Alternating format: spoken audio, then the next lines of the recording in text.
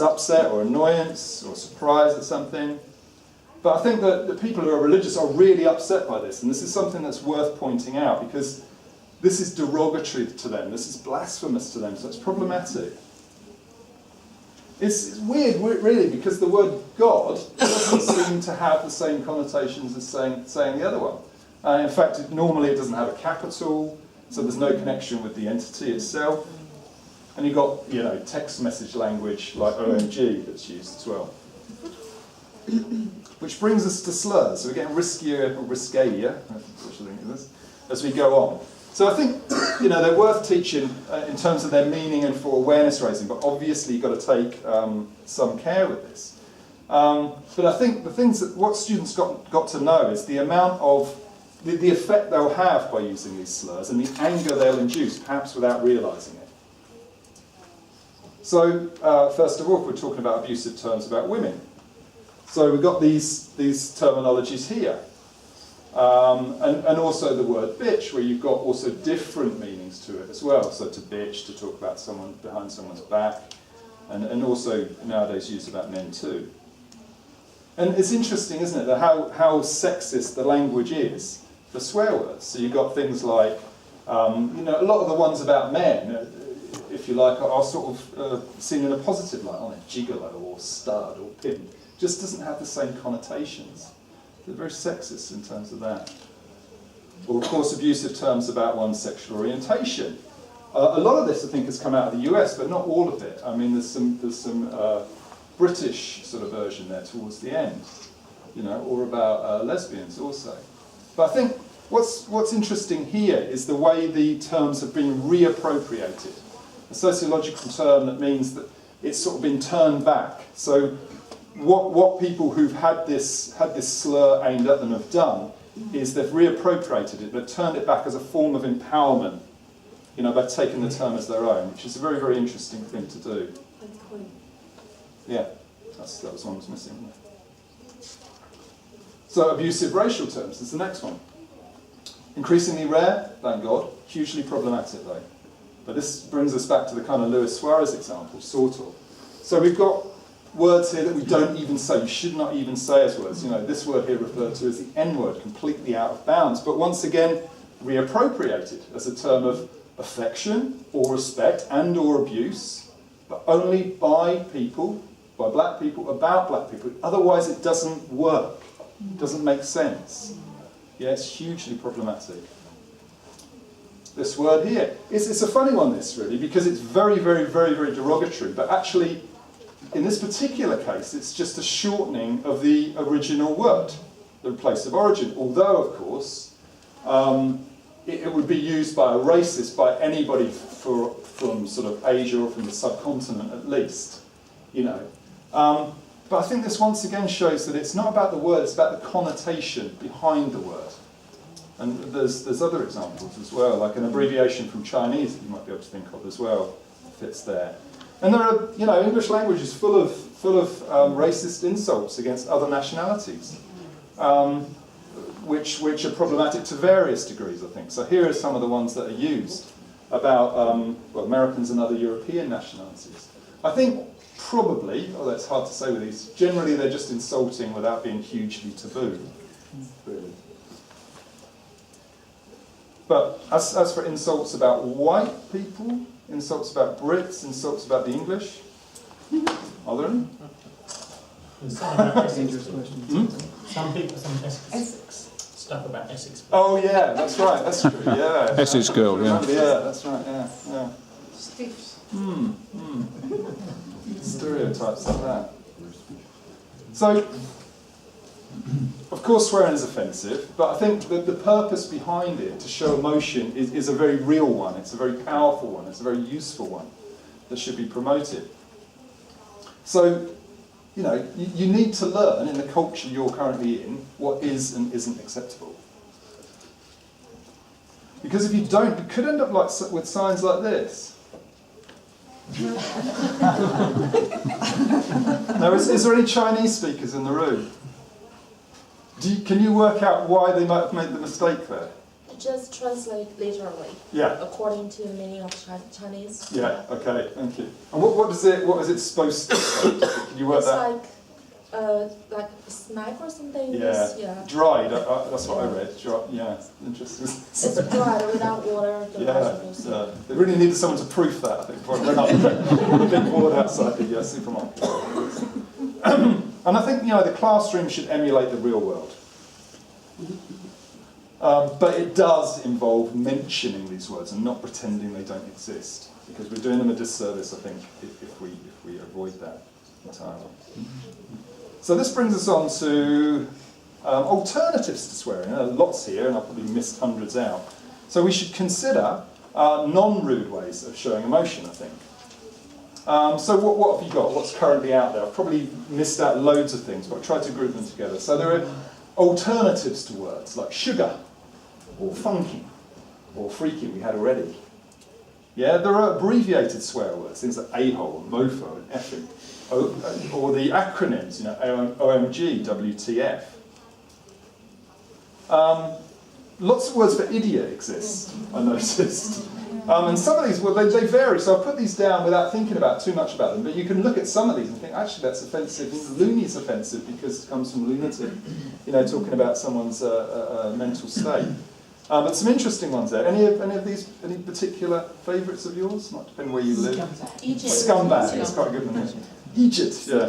I like clown. I use clown too much. Everybody's a clown. When I'm driving, all the other drivers are clowns. My son points You should have douche on there. Douche, yeah. Douchebag. What about Muppet? Muppet, yeah. Muppet's good, yeah. That's very kind of Essexy, isn't it? That's true. Or exclamations. Crying out loud. Gordon Bennett. Judas Priest, which I thought was quite a good one. The rock band, yeah. Holy cow, which sounds like something out of Batman. General curses. They're quite popular. There could have been loads here. Loads of ones missed out. Any other favourites to add to this? Anybody? My teenager now at school is Christ on a bike. Okay. Christ on a scooter. Oh, right, on a scooter then, right. Great. So we're going to have this I'll put a pair work activity, but this is a little clip from the director of the BBC, or not, as the case might be.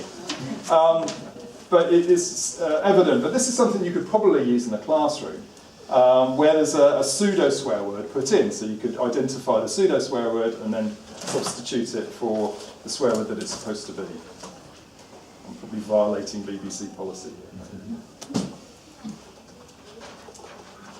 Good evening, I'm the head of the BBC. Due to some viewer complaints about swearing, I'd like to reassure you that any offensive language in tonight's show has been substituted. For example, some people find bloody offensive, so instead we'd say ruddy.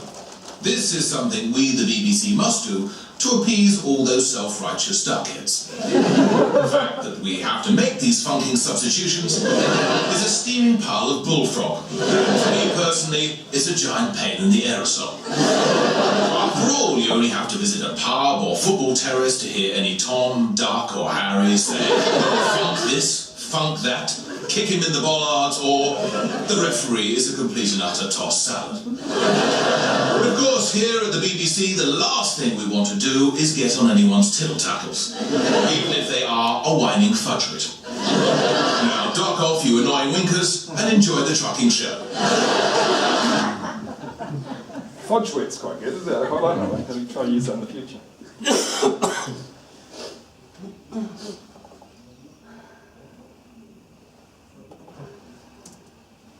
Okay, so just as we come towards an end here, because we're in Scotland, I thought we're in Scotland, so I'll introduce you to some Scottish swear words.